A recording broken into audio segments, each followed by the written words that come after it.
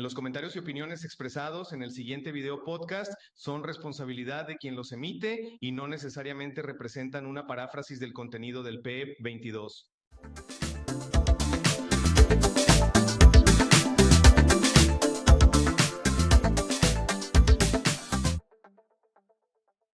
Bienvenidos y bienvenidas sean a este nuevo capítulo en el cual vamos a entablar un diálogo sobre otro más de los ejes articuladores, en este caso el de igualdad de género. Recuerden que la finalidad de estos capítulos es poder ofrecerles algunos puentes de problematización, algunas ideas para poder ir reconociendo más horizontes de cómo es que los ejes articuladores nos permiten visualizar la realidad de una manera distinta a como la hemos venido visualizando, para poder aterrizarlo en esa práctica cotidiana que hacemos con niños y niñas, para ustedes maestras y para ustedes maestros. Pues bien, para este tema, para este eje articulador, que es el de igualdad de género, nos dimos a la tarea de investigar e identificar personalidades que pudieran apoyarnos en estos puentes de conocimiento, como ya les comenté. Y bueno, voy a darme a la tarea en enseguida de poder leer una breve semblanza de nuestra invitada del día de hoy. Ella es licenciada en Sociología por la Universidad Nacional Autónoma de México, técnico social del programa Sembrando Vida,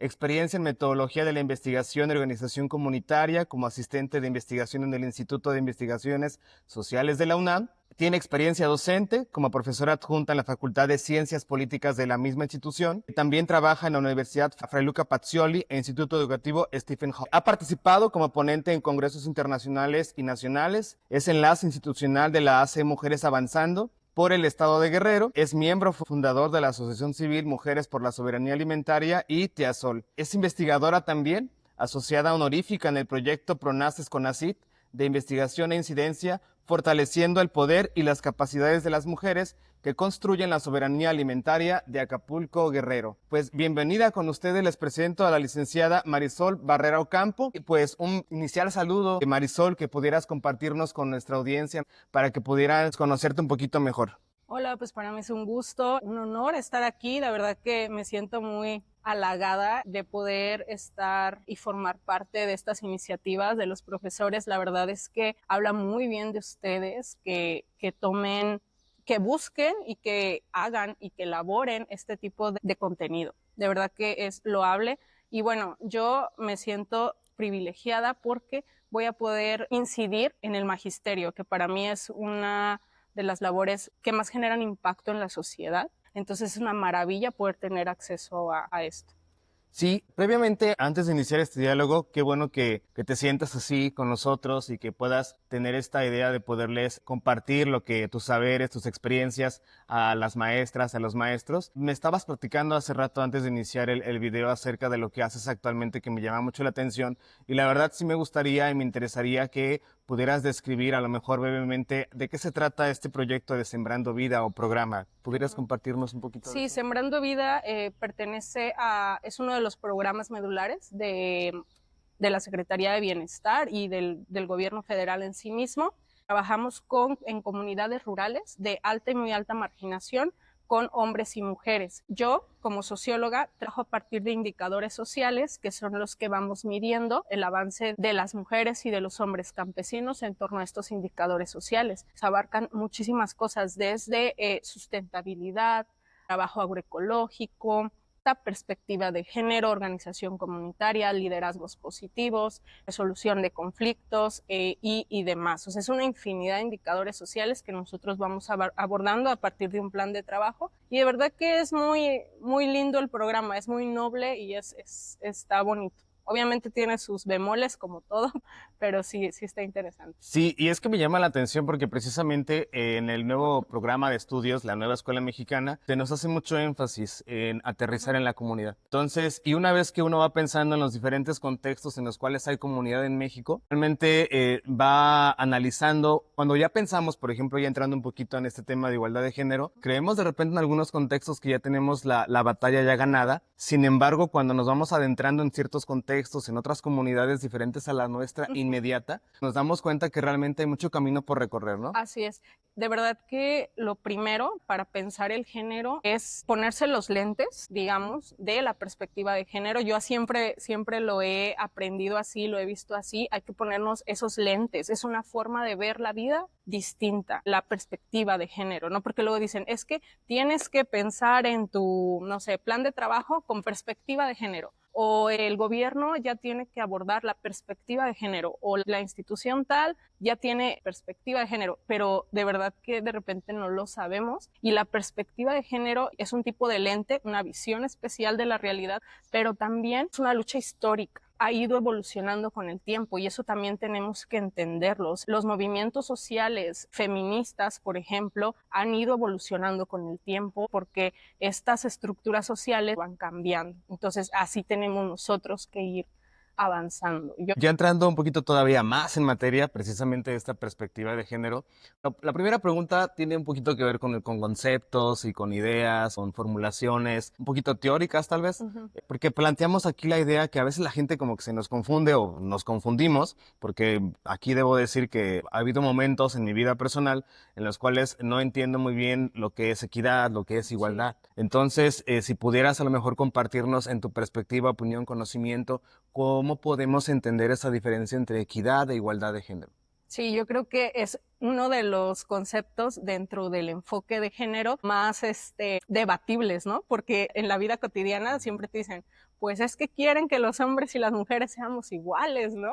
Entonces sí. Siempre es todo un tema, ¿no? Sí. Pero antes de abordar el concepto en sí mismo, a mí me gustaría iniciar esta plática y estas preguntas más concretas que tienen, comentando que el enfoque de género hay que entenderlo como esta visión, sí, pero no como una lucha entre hombres y mujeres. Es un sistema cultural, económico, político y estructural que ha permeado en la vida de hombres, de mujeres, de niños, de discapacitados, de comunidades indígenas, de cualquier ente social. Entonces, este sistema es el que se está modificando porque se tiene que modificar, porque las sociedades avanzan. No es como que nos quedemos estáticos en el tiempo. Yo creo que es como que lo principal, porque para mí ha sido muy difícil abordar este tipo de temas sin sentirme atacada.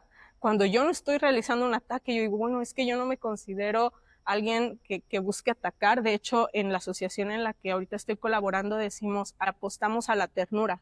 Yo digo, las mujeres somos normalmente personas tiernas, amorosas. Apostémosle a la ternura, porque de verdad en nuestra sociedad actual hace falta eso, a la comunidad, a la tribu y acobijarnos entre nosotros, porque es algo que actualmente por el sistema individualista y el capitalismo, el narcisismo, ya no le apostamos a eso. Entonces, bueno, primero, entender que no es una disputa entre hombres y mujeres. En realidad, lograr sociedades equitativas va a beneficiar a hombres y a mujeres por igual. O sea, es entenderlo así y que no es una lucha. Empezó siendo una lucha porque era necesario que se hiciera de esa manera. Sí. Actualmente ya no estamos en ese lugar.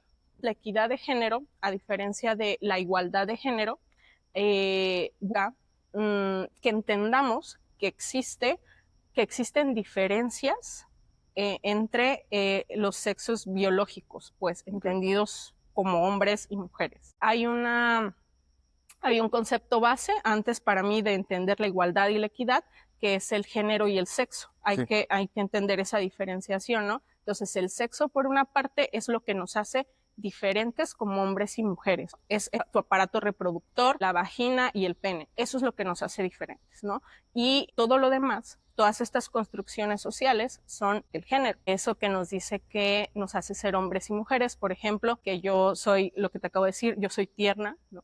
O tú eres más rudo, ¿no? Tú usas pantalón y yo uso falda, este tipo de construcciones, ¿no? Sociales. Y bueno, la igualdad de género busca que tengamos los mismos derechos. Okay.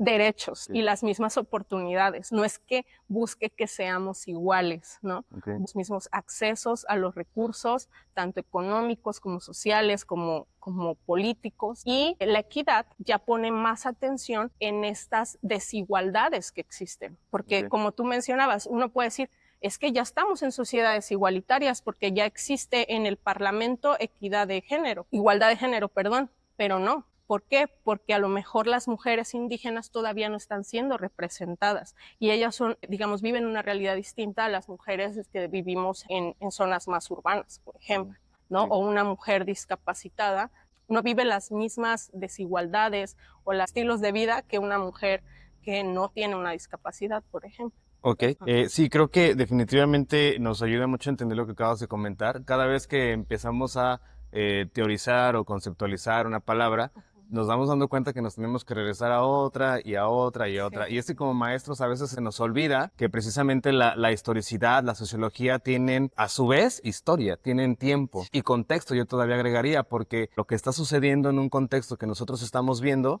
puede ser que no sea similar o igual a lo que esté sucediendo en lo como llamamos otros territorios, ¿no? Entonces creo que es importante no perder de vista eso y enseñar o procesar la información de acuerdo con la comunidad con la que estamos trabajando. Voy a pasar a otro tema. Tú que estás, digamos, teniendo este contacto con estas mujeres o con estas personas de comunidades, si lo podemos llamar así, rurales o campesinas, que quizás esa parte te pudieras como ayudar a decirnos o comentarnos qué problemas sociales relacionados a esta perspectiva o a la igualdad de género pudieran ser abordados desde la escuela. ¿Qué retos todavía tenemos con relación a esta igualdad entre hombres y mujeres que pudiéramos retomar desde el entorno escolar? ¿En la ruralidad o en la...? En la ruralidad, y si ahorita lo podemos urbanizar, lo urbanizamos. No, sí, sí. Es que creo que son como contextos diferentes. Yo creo que en la parte rural, el compromiso como docentes es que, híjole, de verdad que su labor es, para mí pueden ser los héroes o los villanos de la historia, pues, o sea, porque tienen acceso, digamos, a las personas de forma indirecta, ¿no? Conviven con la gente, las ven, lo viven, cómo pueden incidir en la ruralidad. Y esto aplica también para digamos, las ciudades más grandes, permitiéndoles a las niñas y a los niños conocer otras realidades distintas. Creo que dentro de las comunidades rurales uno de los principales problemas que aún existe es el acceso a los recursos y a otras formas de entender el mundo, otras realidades. Pero eso pasa también en los contextos urbanos, o sea, qué tan ensimismados estamos ya en nosotros mismos. Yo creo que las redes sociales y las nuevas tecnologías, en lugar de abrirnos el panorama, nos lo hicieron más chiquito. Okay. Entonces el mundo ya es solo esto, ¿no? Y ya no te permite conocer otro, y eso dificulta a que las personas puedan, digamos, cambiar su perspectiva de vida, pues, de alguna manera. Entonces, por ejemplo, pensando particularmente en el género en las comunidades, yo, por el acceso que tengo a las mismas, me doy cuenta que las mujeres, pues, todavía fungen un papel, digamos, de proveedoras de las labores domésticas y de cuidados en las comunidades, y eso les restringe el acceso a otro tipo de realidades diferentes, ¿no? O sea, por ejemplo, que puedan profesionalizarse, que puedan... Entonces ahí el compromiso de los docentes para mí como agentes de cambio es trascendente, ¿no? Que ellos puedan decirles a las niñas, ¿sabes qué? Puedes acceder a otro tipo de mundo, a otro tipo de vida, ¿no? O sea, puedes ser maestra, puedes ser contadora, puedes ser, no sé, doctora, abogada, o puede ser ama de casa. Yo creo que la perspectiva de género busca eso, que las mujeres tengamos la oportunidad nada más de decidir qué queremos hacer.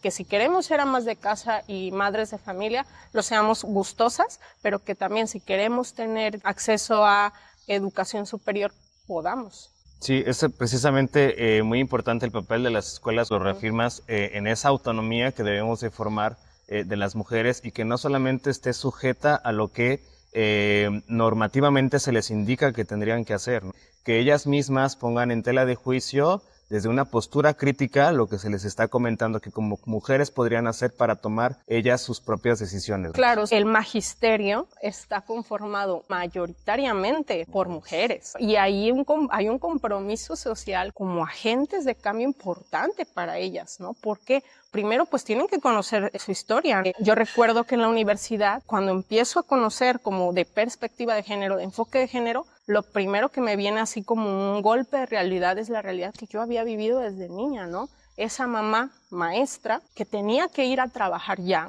pero que tenía que llegar, o sea, a la 1 de la tarde a preparar los alimentos a sus hijos, cerciorarse en sus tareas. Yo recuerdo a mi madre, se lo digo todo el tiempo, que yo me paraba al baño en la noche y ella estaba trabajando. Era el momento que ella tenía para realizar sus planeaciones y todo este asunto de los profesores, ya cuando nosotros estábamos dormidos, pero antes nos proveía de alimento, de cuidado, de educación, de todo, y era lo que se conoce en la perspectiva de género como la doble jornada, ¿no?, de las mujeres. Claro. Para ir así como resumiendo, una idea es ir formando esa autonomía en las mujeres, pero también dentro de la escuela hay ciertas relaciones que siguen reafirmando los estereotipos, siguen reafirmando el machismo, por ejemplo. Además de ello, no sé si tú has trabajado en básica, porque digo, esto está principalmente dirigido a educación básica, pero no solamente a ellas y a ellos. Pero sí pudieras comentarnos qué otras tareas tenemos con relación a esta igualdad de género que estamos buscando. Leer mucho, conocer mucho sobre la perspectiva, reconciliarse con la perspectiva de género, o sea, que no crean que la perspectiva de género es el feminismo de las luchas radicales y de que existen y son válidas. No estoy ni en contra ni a favor, la respeto, pero más bien que se reconcilien con eso, que lo estudien, que lo analicen, que cuestionen su realidad de las maestras propiamente, para que entonces se vuelvan estos agentes de cambio, ¿no? Y que cuestionen también la estructura o el diseño de lo que ellas están, digamos, enseñando, digamos, proyectando también, ¿no? Porque, híjole, es que es un cambio de conciencia que es súper complejo, o sea, no está fácil, de verdad, o sea, me cuesta mucho romper con eso, nos cuesta, pero poco a poquito podemos hacer cambios significativos, aunque sean menores. Yo te comentaba esta experiencia que tuvimos en la escuela, cuando fue el Día Internacional de la Mujer y la Niña en la Ciencia, fuimos a las escuelas y fue una pregunta muy básica que detonó una bomba de información de los niños. Lo único que se les preguntó fue, a ver, dime nombres de científicos, ya a niños de sexto, de quinto de primaria. Sale, no, pues que Einstein, ¿qué tal? Ahora dime nombres de mujeres científicas. Sí. ¿No? Entonces, y eso quedaron así de que no ubicaba a ninguna mujer. Bueno, sí, una dijo a Mary, a la científica esa Mary Kuger, no quiero equivocar con la pronunciación, pero ella, y ya, y no había más, ¿no? Y les digo, ahora piensen en calles, hagan ese estudio. Creo que la nueva escuela mexicana hace eso, si no me equivoco, o sea, de que vayan a su entorno y que lo conozcan. Entonces, ese ejercicio de, o sea, vayan a sus calles, o sea, caminen sus calles, recorran sus calles, chequen el nombre de las calles. ¿Cuántos nombres de mujeres hay? ¿Cuántos nombres de hombres hay, no? Entonces, desde ese tipo de ejercicios, les detonan a los niños. Y lo que se hacía con ellas, con las niñas particularmente en ese ejercicio, era decirle, ¿qué quieren ser de grandes? Y si fueran científicas, ¿qué inventarían? ¿No? Porque a lo mejor dicen ellas, no, es que yo no quiero ser científica, es válido. Pero si fuera científica, ¿qué te gustaría inventar? Y unas respuestas muy interesantes desde la perspectiva femenina, ¿no? Sí, claro, porque a veces muchos problemas, tanto fisiológicos como sociales, que las mujeres se enfrentan, no están abordados porque precisamente no hay esa perspectiva que tú comentas. Fíjate que con lo que acabas de comentar me da un punto más para resaltar la importancia de estudiar la historia desde el contexto inmediato, más que la historia que ya está establecida de siglos, de milenios, etcétera. Porque precisamente cuando estamos investigando algún problema social o algún fenómeno social en nuestro contexto, como el de las calles que acabas de comentar, y le insertas, por ejemplo, el eje articulador de igualdad de género, pues te vas dando cuenta de todo ello, cómo es que va sucediendo la historia y cómo se sigue repitiendo los patrones que tenemos por años, por siglos, ¿no? Creo que eso es muy importante resaltarlo y es un puntito más para esta importancia de estudiar la historia a través de la comunidad. Una pregunta más para avanzar en el diálogo que me gustaría hacer. A ver, aquí quisiera a lo mejor, no es que te quiera poner en jaque, pero cuando hablamos ahora de los hombres, digamos ya hablamos de lo que tendríamos que formar en las mujeres, en la educación básica, a lo mejor en media superior, etcétera, ¿no? Ahora hablando de los hombres, si tú, por ejemplo, fueras maestra de educación básica, quizás has tenido experiencia también con niños, supongo que eres madre, creo que sí lo eres. Sí. Entonces, ¿qué tendríamos que estar haciendo con los niños, sobre todo en edades tempranas, para que nos vayan entendiendo esta importancia, esta relevancia de esta lucha que también me parece que también podrían formar parte de ellos? Claro, mira, creo que de manera general, pero de manera muy particular o poniendo más énfasis en los niños, sería hablarles de estereotipos de género para buscar que se diluyan estos estereotipos en la sociedad, que es lo que se busca actualmente. Es esta lucha que se está haciendo desde organismos internacionales y que existe la presión en México, por ejemplo, de estos estereotipos, ¿no? Entonces, hablarles a los niños, particularmente a los niños, de estereotipos de género y decirles, esto no es lo que te hace ser hombre, puede hacer un cambio importante en ellos mismos. ¿Por qué? ¿Y por qué hablaba de esta parte de que les beneficia también a los hombres? ¿Por qué? Porque los niños, digamos, dentro de su concepción de qué es ser masculino, piensan que no pueden ser débiles. Creo que es uno de los conceptos generales que más afecta al género masculino. El hecho de que no puedan mostrar debilidad los hace vulnerables, muy vulnerables. ¿Por qué? Porque por eso los índices, por ejemplo, de alcoholismo principalmente son de hombres, ¿no? Porque buscan válvulas de escape, ¿no? Dentro de la sociología se le conoce como válvulas de escape, o sea, buscan de verdad liberarse de esa presión emocional que ellos tienen, ¿no? Qué bonito sería que un hombre pudiese llorar viendo una película, pero se blindan emocionalmente, entonces darles a esos niños esa oportunidad de vincularse desde la debilidad y desde el amor y desde el cuidado con los otros, híjole, les cambiarías la vida a los niños, o sea, que puedan no ser fuertes todo el tiempo, pero bueno, esto en la escuela particularmente, ¿cómo se puede trabajar? Pues mira, por ejemplo, el estereotipo de que las niñas juegan con muñecas y los niños con carritos. Por favor, no los reproduzcan ya más, o sea, si un niño agarra una muñeca, que dentro de la escuela podamos ser estos agentes de cambio y decirles, agarra la muñeca. ¿Por qué? Porque esto está de verdad que científicamente comprobado, no cambia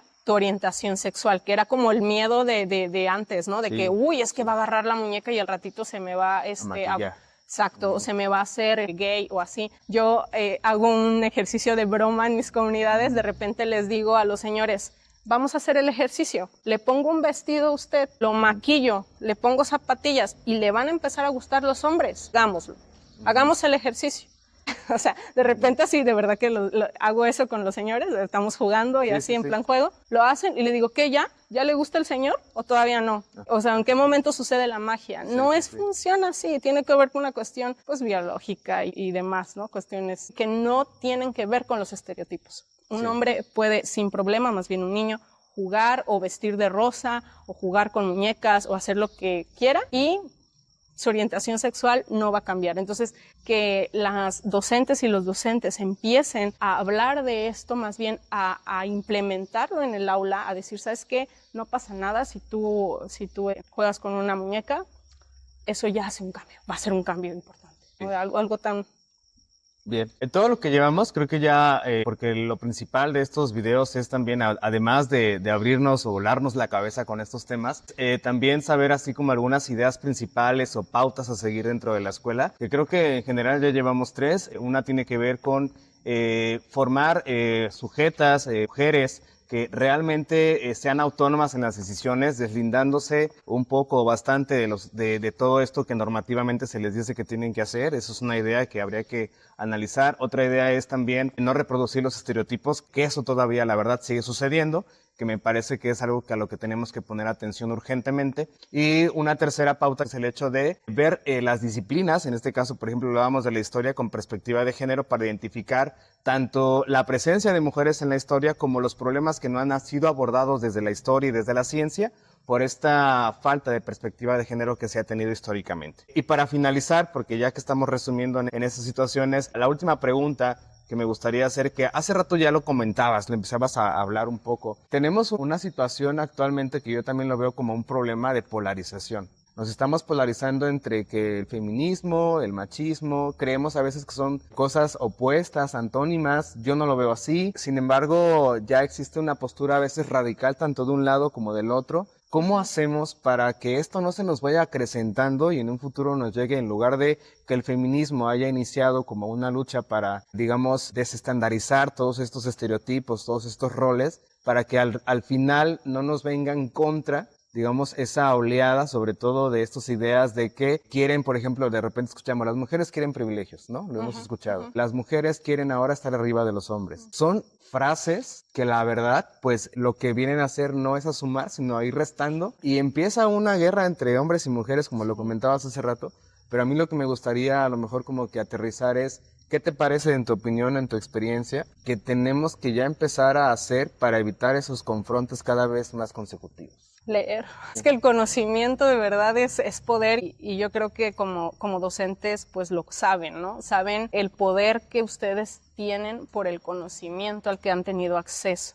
Entonces, el conocimiento es poder. El hecho de que podamos informarnos acerca de la perspectiva de género, que conozcamos en realidad qué es, y dejemos de malinformarnos y malinfluenciarnos entre nosotros mismos, ya cambia. O sea, yo de verdad creo que con tantito que leamos sobre perspectiva de género o que leamos autoras, aquí por ejemplo a nivel pues internacional está Simone de Beauvoir, que habla del otro yo y que son los clásicos, ¿no? Del feminismo, de esta también, perspectiva, ¿no? Pero pues aquí podemos leer, también, o sea, que los niños puedan tener acceso a literatura crítica, también ayuda muchísimo. Bueno, yo que soy mamá, yo sí le leo a mi hija sobre estas cuestiones de las emociones, por un lado, y del género por el otro, porque también creo que hace mucha falta educación emocional en todos lados. Pero bueno, también la parte de género, leer al respecto, buscar literatura básica. O sea, ahora ya hay demasiada literatura infantil con perspectiva de género, buscar tener acceso a eso, y nos ayuda también a nosotros mucho. Entonces,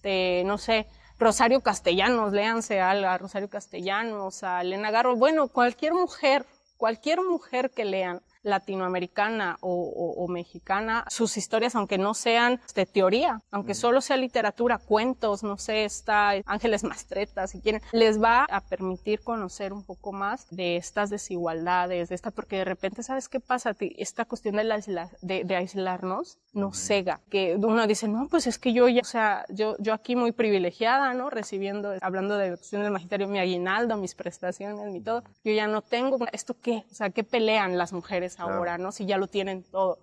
No, hay de verdad una lucha constante. ¿Por qué? Porque dentro de la perspectiva de género se habla de la interseccionalidad. ¿Qué es eso de la interseccionalidad? Es poder ver todo el abanico de la sociedad, todas estas realidades diferentes. Tú puedes decir, yo soy una mujer privilegiada y entonces por eso yo ya no lucho, y las feministas, qué horribles mujeres, ¿no? ¿Por qué pelean? No, pero es que también hay que ser consciente de nuestros privilegios, de los privilegios a los que ahorita tenemos acceso, y que esos privilegios han venido de otras, ha sido la lucha de otras mujeres, y que honrarlas es también una forma de agradecimiento. Y creo que la gratitud en los seres humanos es bien importante. Agradecer a las personas que me permitieron tener estos derechos. Sí, muy bien. Pues, muchísimas gracias, Mar, por toda esta experiencia, este diálogo que nos has permitido tener contigo. A mí me parece que todo lo que has comentado, lo que hemos dialogado, puede servir bastante, por lo menos para abrir en inicio esta apertura a otros pensamientos, otras formas de ver la vida, y también específicamente con esta perspectiva de género que debemos de tener, sobre todo porque, como bien lo comentas, en educación básica la mayoría son mujeres, siguen siendo mujeres, y entonces en ese sentido me parece que es importante hablarlo, porque también lo comentabas, a veces también no por el hecho de que ya sean mujeres tienen perspectiva de género, o sea, hay cuestiones diferentes, porque hay algunas mujeres que ya están politizadas, que ya tienen esta idea de la desigualdad que existe entre hombres y mujeres. No en todos casos sucede así. Y me parece importante que vayamos abriendo estos diálogos para que cada vez más mujeres maestras también vayan tomando esta iniciativa o esta importancia de poder realmente transformar esta realidad dentro de las escuelas.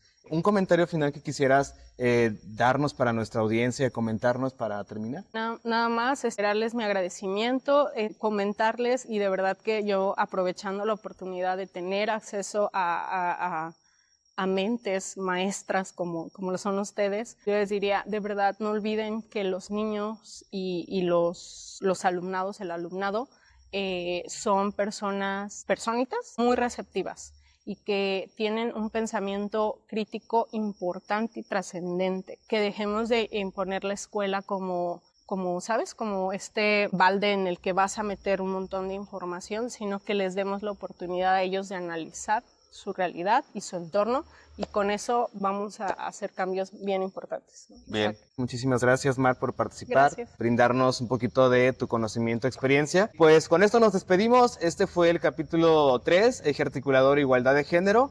Esperamos que se abran las mentes y que la didáctica siga mejorando. Muchísimas gracias, maestras, maestros. Nos vemos en el siguiente capítulo.